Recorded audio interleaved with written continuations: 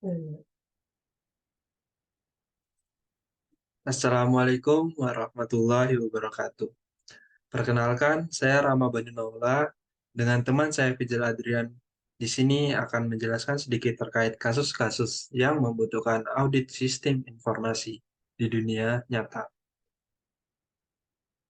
Sebelumnya, saya akan sedikit menjelaskan juga terkait apa itu audit sistem informasi. Jadi, audit sistem informasi adalah proses pemeriksaan yang dilakukan untuk mengevaluasi efektivitas, efisiensi, dan keamanan sistem informasi dan teknologi informasi dalam suatu organisasi. Tujuan dari audit TISI adalah untuk memastikan bahwa sistem informasi dan teknologi informasi digunakan secara optimal sesuai dengan kebijakan dan prosedur yang telah ditetapkan, serta untuk mengidentifikasi resiko dan kelemahan yang mungkin ada dalam sistem tersebut. Audit ini juga bertujuan untuk menilai kepatuhan organisasi terhadap peraturan dan standar yang relevan dalam bidang teknologi informasi. Dapat disimpulkan bahwa audit sistem informasi ialah proses pengumpulan dan mengevaluasi fakta untuk memutuskan apakah sistem komputer yang merupakan aset bagi perusahaan terlindungi, integritas data terpelihara, sesuai dengan tujuan organisasi untuk mencapai efektivitas dan efisiensi dalam penggunaan sumber daya. Beberapa area yang biasanya ditinjau dalam audit sistem informasi meliputi keamanan sistem, pengelolaan data, pengelolaan akses, kepatuhan terhadap peraturan, kebijakan dan prosedur, serta pemulihan bencana. Hasil dari audit sistem informasi dapat digunakan untuk memberikan rekomendasi perbaikan dan perbaikan yang diperlukan untuk meningkatkan efektivitas dan keamanan sistem informasi dan teknologi informasi dalam suatu organisasi.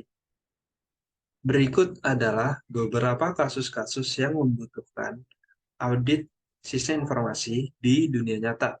Yang pertama adalah Lehman Brothers Collapse pada tahun 2008. Lehman Brothers yang pernah menjadi bank investasi terbesar keempat di Amerika Serikat mengajukan kebangkrutan pada tanggal 15 September 2008 setelah banyak terlibat dalam pasar sekuritas berbasis hipotek.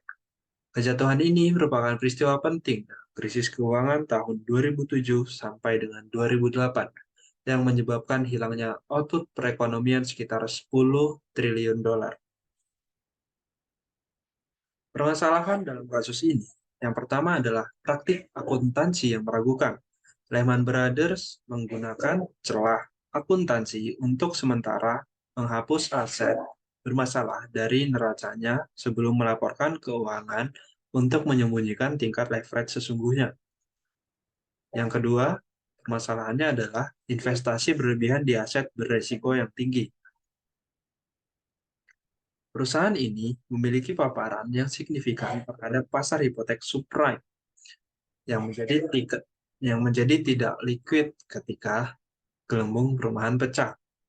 Yang terakhir adalah ketidakcukupan regulator. Badan regulator gagal mengidentifikasi resiko yang diambil Lehman dan tidak menerapkan kontrol yang lebih ketat. Selanjutnya adalah beberapa cara pencegahan dengan audit sistem informasi dalam kasus ini. Yang pertama yaitu mengidentifikasi transaksi yang meragukan. Sebuah audit teknologi informasi atau sistem informasi bisa saja mengungkap transaksi repo 105 yang digunakan Lehman untuk memalsukan situasi keuangannya. Yang kedua, analisis manajemen risiko. Audit sistem informasi bisa saja menganalisis paparan risiko dan nilai sebenarnya dari surat-surat berharga berbasis hipotek, memberikan gambaran yang lebih jelas tentang kondisi keuangan perusahaan. Yang terakhir adalah kepatuhan regulasi. Memastikan pelaporan keuangan Lehman sesuai dengan standar pelaporan keuangan internasional atau IFRS dan peraturan lainnya bisa saja mengungkap praktik beresiko perusahaan lebih awal.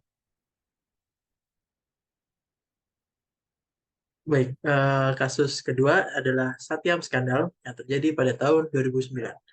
Penipuan perusahaan terbesar di India hingga tahun 2010, skandal Satyam melibatkan ketua perusahaan, Mr.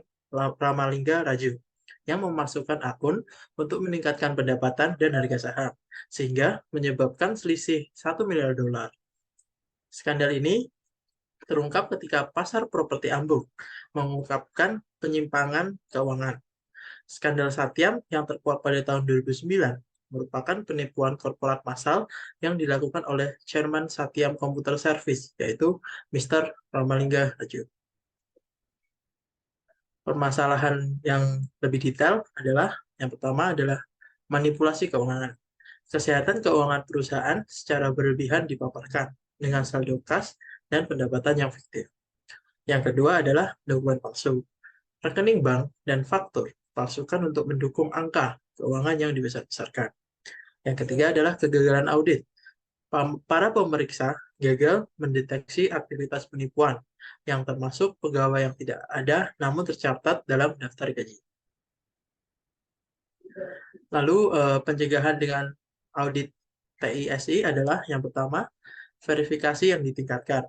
Verifikasi yang ketat terhadap data keuangan dan rekening bank menggunakan alat TI bisa saja mengidentifikasi ketidaksesuaian. Yang kedua adalah peningkatan kontrol. Implementasi kontrol internal yang lebih baik dan kerangka kerja tata kelola TI untuk mendeteksi dan mencegah aktivitas penipuan.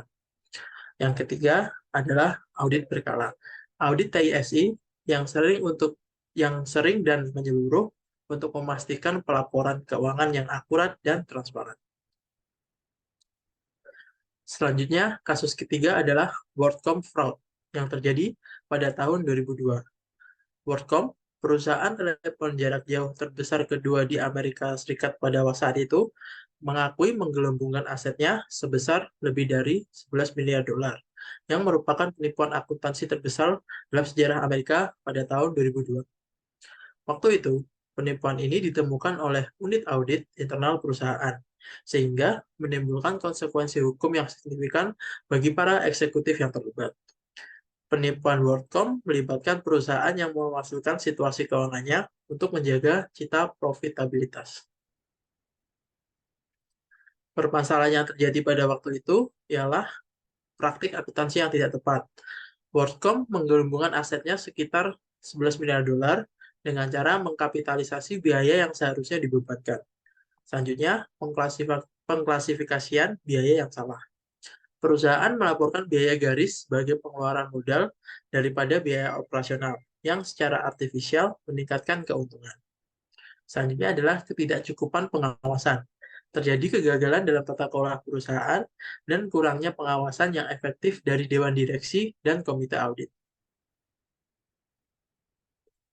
Lalu pencegahan dengan audit TISI, yang pertama adalah pemeriksaan sistem keuangan yang detail. Audit reguler terhadap sistem dan catatan keuangan untuk mendeteksi setiap entry akuntansi yang tidak tepat. Yang kedua, implementasi kontrol TI. Penggunaan kontrol TI untuk memastikan bahwa semua transaksi keuangan dicatat dengan akurat dan dalam periode akuntansi yang benar. Yang ketiga adalah analisis data. Penerapan analisis data untuk mengidentifikasi tren atau transaksi yang tidak biasa yang bisa menandakan aktivitas penipuan. Yang terakhir adalah pelindungan pelapor.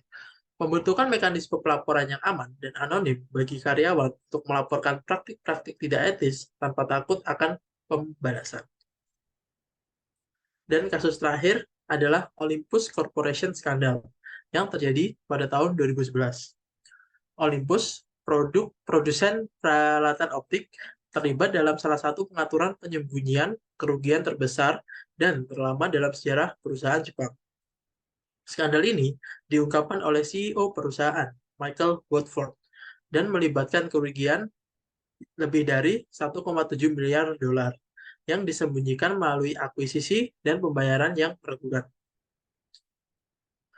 Permasalahannya adalah, yang pertama, penyembunyian kerugian. Olympus menyembunyikan kerugian investasi yang signifikan sejak tahun 1990-an dengan menggunakan akuisisi dan pembayaran yang meragukan. Kedua adalah kegagalan tata kelola perusahaan. Terjadi kekurangan tata kelola perusahaan yang efektif, yang memungkinkan sekelompok kecil eksekutif untuk memanipulasi catatan keuangan perusahaan tanpa terdeteksi. Yang ketiga adalah kurangnya pengawasan keuangan. Auditor perusahaan dan dewan direksi gagal mengidentifikasi atau melaporkan ketidakberesan keuangan. Untuk itu, pencegahan dengan audit TI atau SI-nya adalah pemantauan keuangan yang ditingkatkan. Implementasi sistem TI canggih untuk memantau transaksi keuangan dan saldo secara real-time untuk mendeteksi adanya ketidaksesuaian. Yang kedua adalah analisis data, yaitu menggunakan alat analisis data untuk menganalisis data keuangan guna menemukan pola yang bisa menandakan aktivitas penipuan. Yang ketiga adalah audit TI SI berkala, melakukan audit TI SI secara rutin dan menyeluruh untuk memastikan bahwa semua pelaporan keuangan akurat dan mematuhi standar akuntansi. Selanjutnya adalah penguatan kontrol internal. Membentuk kontrol internal yang kuat atas pelaporan keuangan dan memastikan bahwa kontrol tersebut secara teratur diperiksa dan diuji. Yang terakhir adalah program pelaporan pelapor, yaitu membuat saluran yang aman dan anonim bagi karyawan untuk melaporkan praktik tidak etis dengan perlindungan terhadap pembalasan.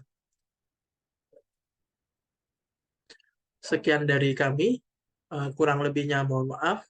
Terima kasih.